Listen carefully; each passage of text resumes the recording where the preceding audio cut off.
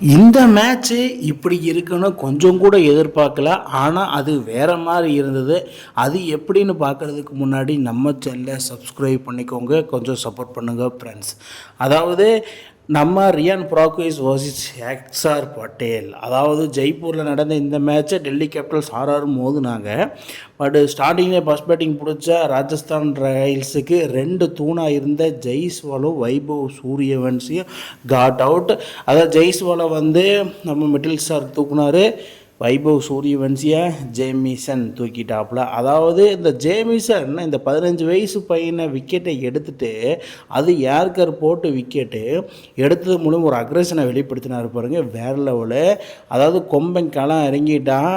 அதாவது ஹாஃப் சீசனை பொறுத்தளவு மிடில் ஸ்டாருக்கு அடவே இல்லை, ஒரு இன்ஜுரி கன்சர்ன் மூலிமா. ஸோ இன்றைக்கி களத்தில் இறங்கி மேட்சே சரியான சம்பவம். அதாவது ஃபஸ்ட்டு பால் ஜெய்ஸ்வால் பிடிக்கிறாரு, மேட்சோட ஃபஸ்ட்டு பாலும் அதுதான்.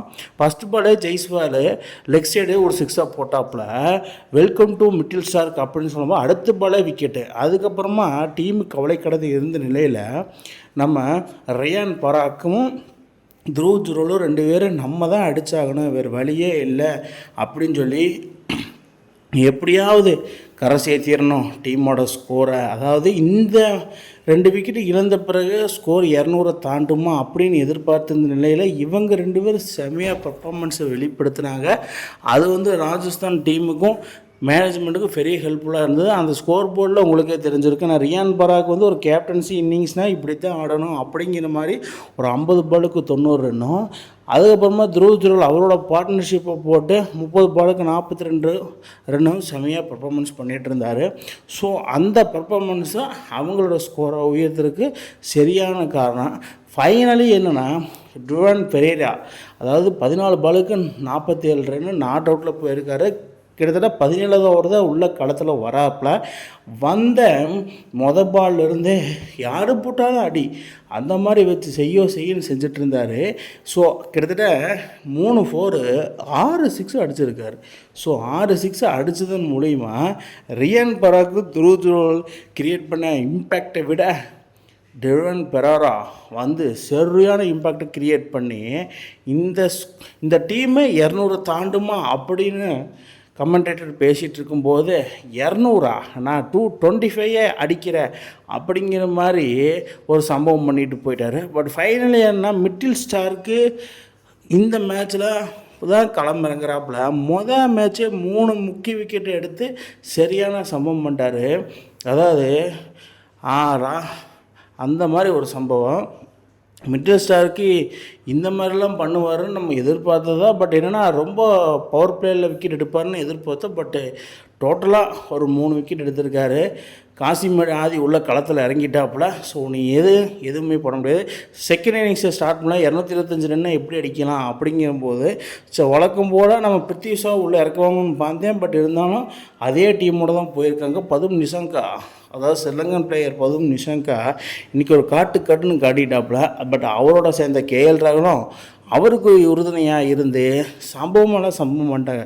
அதாவது இது டெல்லி டீமா அப்படிங்கிற அளவுக்கு ஒரு தரமான சம்பவத்தை பண்ணியிருக்கிறாங்க. பதும் நிஷங்கா கேஎல் ராகுல் 2 பேரும் சேர்ந்து 6 பவுலரை போட்டு தும்சம் பண்ணிட்டாங்கன்னு சொல்லணும். அதாவது ஜப்ரா அச்சர், நாண்ட்ரி பர்கர் இந்த மாதிரி ஒரு பவுலிங் லைனப்போ வச்சு பட் அவங்களோட பாலை போட்டு பொழந்து எடுத்துட்டாங்கன்னு இந்த இடத்துல நம்ம சொல்லியே ஆகணும்.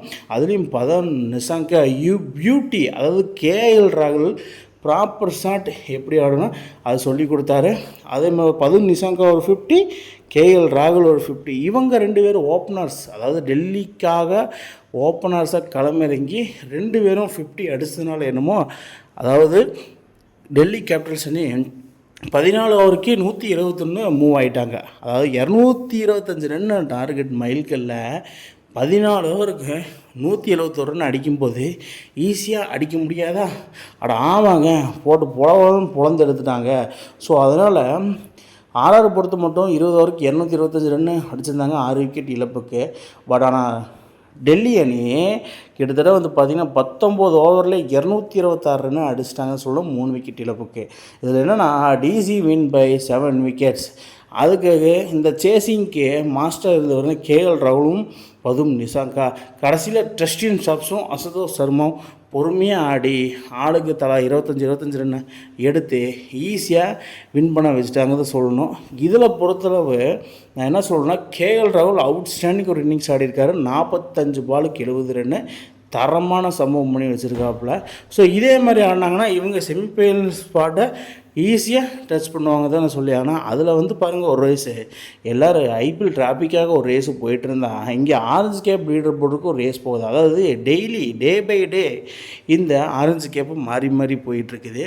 அதில் கேஎல் ராகுல் 9 இன்னிங்ஸுக்கு 433 ரன் அடிச்சிருக்காப்புல.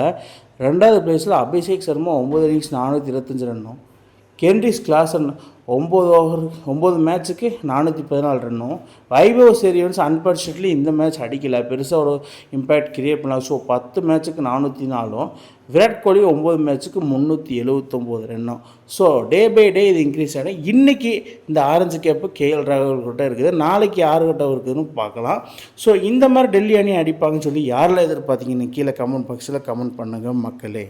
இந்த மாதிரி இன்ட்ரெஸ்டிங் கிரிக்கெட் வீடியோவை தெரிஞ்சுக்க நம்ம சேனலை சப்ஸ்கிரைப் பண்ணுங்கள், லைக் அண்ட் கமெண்ட் பண்ணுங்கள்.